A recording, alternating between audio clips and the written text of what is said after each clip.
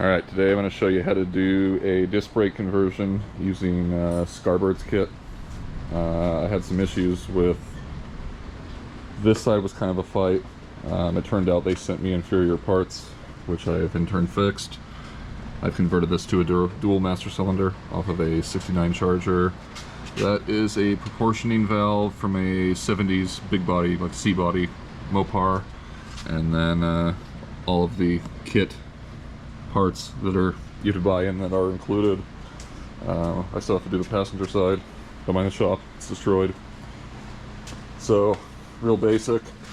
This will work. I think it's 57 to 60 Dodge Plymouth.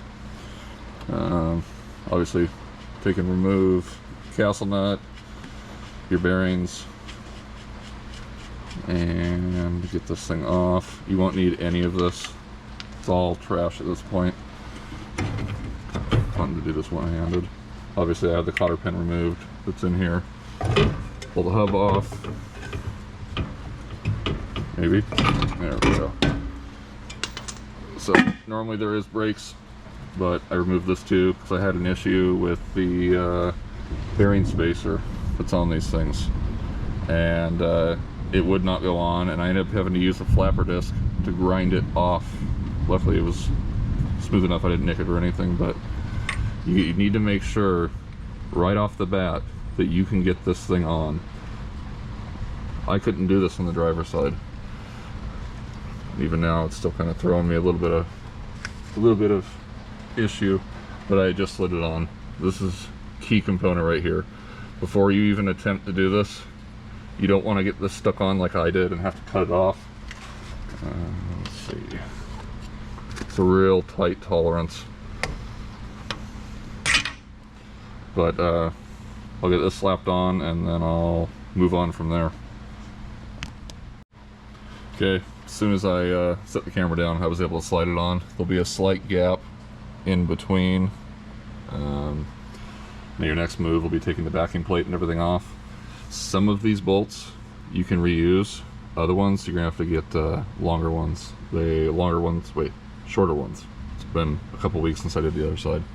I went to a local hardware store, got grade A bolts.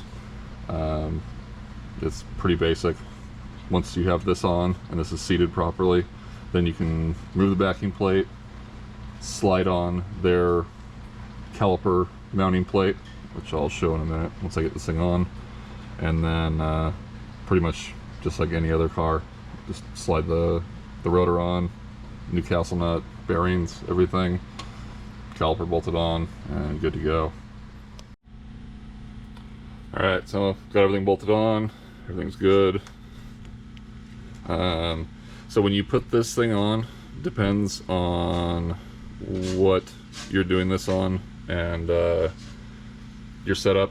I used not sandpaper, emery cloth, cleaned the shaft, got that all done. And I did the same thing to the outer, just to kind of knock off this coating, because even just that little bit will make it a fight for the bearing to fit on here. And then, so once you get this thing slid on, I used the back end of a very soft screwdriver and just started tapping at top, tapping at bottom, side, and I was able to move it probably another 1/4 of an inch. It is fully seated now. You'll hear it once it seats, the metal on metal noise. So now it's pretty much just assembly. I'm going to get the rotor and everything clean and together to go on, grease everything on this, and then install, and then we'll do the caliper and be done.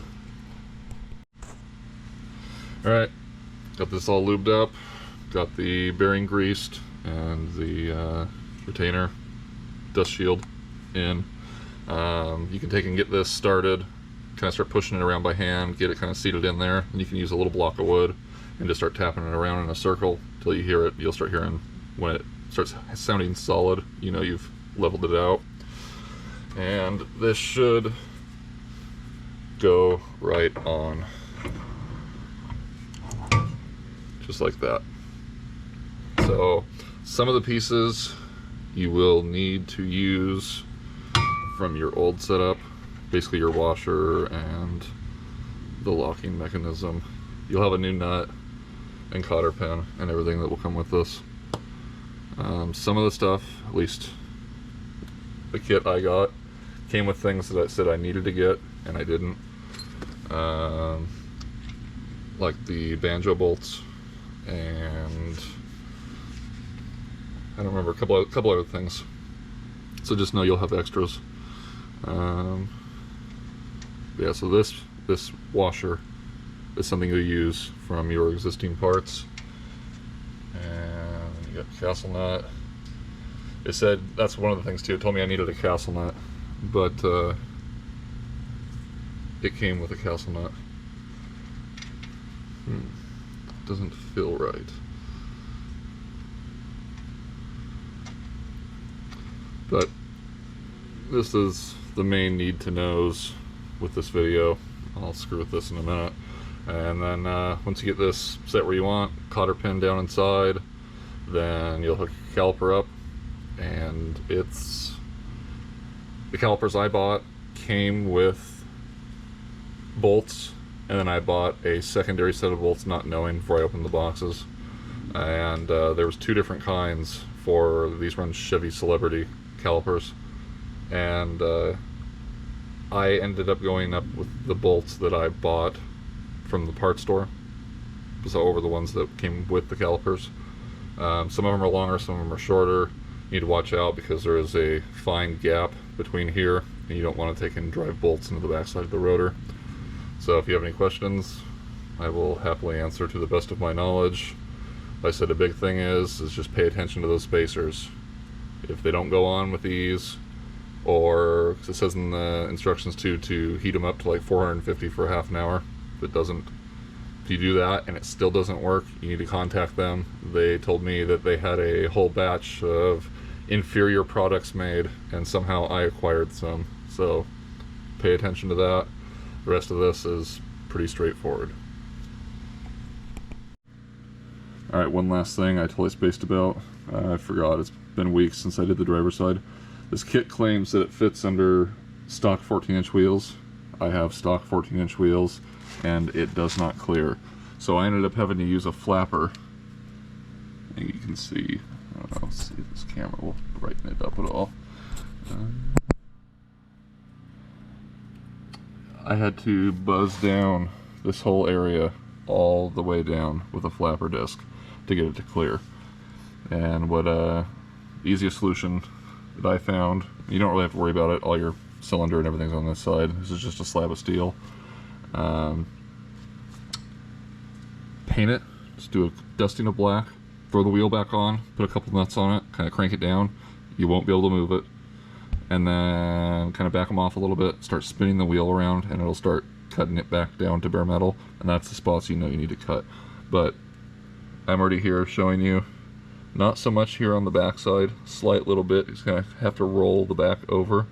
But here you have to really take down, and up here as well.